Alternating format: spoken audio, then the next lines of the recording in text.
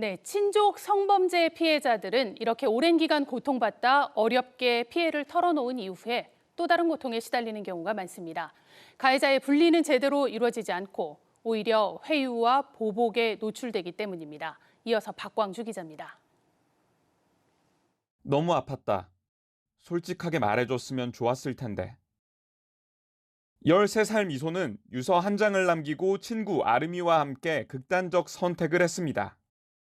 아름이 아버지에게 성폭행을 당한 뒤였습니다. 이 아이가 이렇게 힘든 거를 부모가 전혀 몰라줬다는 그런 죄책감이 제일 컸었고, 가족을 등졌다는 게 또 서운한 원망도 또 있다가. 미소는 피해 사실을 적극적으로 알렸습니다. 아름이에게 정신과 상담을 받도록 독려하기도 했습니다. 하지만 경찰 조사가 시작되자 아름이는 말을 바꿨습니다. 네가 말을 바꾼 거지. 그래서 맨 마지막에는 4월 달에 만나고 할 때는 저희 미소는 너 진실을 얘기해줘. 진짜 억울하니까 왜 진실 얘기 안 해줘? 난 알고 있잖아. 그런 식으로까지 물어봤던 것 같아요. 조사 과정을 지켜본 전문가들은 가해자와 제때 분리가 이루어지지 않았다는 점을 문제로 지적합니다. 엄마도 진술을 방해했습니다. 재판부는 가족이 해체되지 않기를 바랐던 아름이의 마음을 가해자가 악용했다며 징역 25년형을 선고했습니다. 분리 조치가 안 되는 동안에 이 아이를 가지고 자기의 방어수단으로 이용했다는 거예요. 그것이 극단적인 선택을 하게 된 주요한 원인이 되었다. 친족 성범죄가 발생했을 때 현행법에선 아동 의사를 존중해 분리 여부를 결정합니다.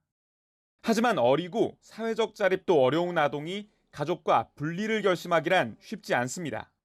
나쁜 가해자, 가족 구성원이라고 하더라도 나에게 도움을 주고 내가 의존할 수 있는 믿을 만한 사람이다라는 것이 어렸을 때부터 학습이 되어 있어요. 끊어낸다는 것은 내 팔다리를 잘라내는 것보다 더 무서운 거예요.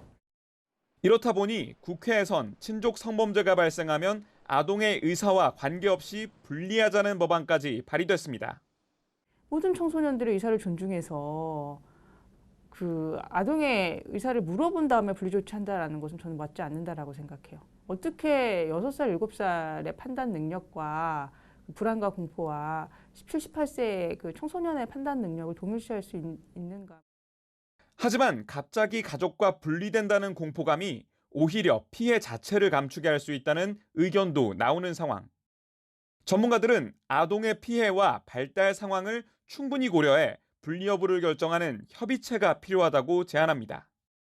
실제 학대 피해 아동의 경우 아동학대 전담 공무원과 아동인권 전문가들이 아동복지심의위원회를 열어 피해 아동의 분리와 원가정 복귀를 결정하도록 하고 있습니다.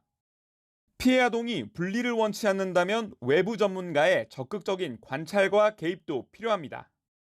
가정으로 복귀하는 게 합당한 상황인지에 대해서는 좀 전문가의 의견이 적극적으로 개입돼서 이게 조치돼야 되는데 지금 같은 경우는 좀 그렇게 되지는 못하고 있는 상황인 거죠. 어렵게 피해를 호소하고도 도리어 회유와 겁박에 시달리는 현실. 친족 성폭력의 악순환을 끊으려면 가해자 분리와 피해자 보호를 적절하게 심의하고 지원할 제도적 보완책이 절실합니다. EBS 뉴스 박광주입니다.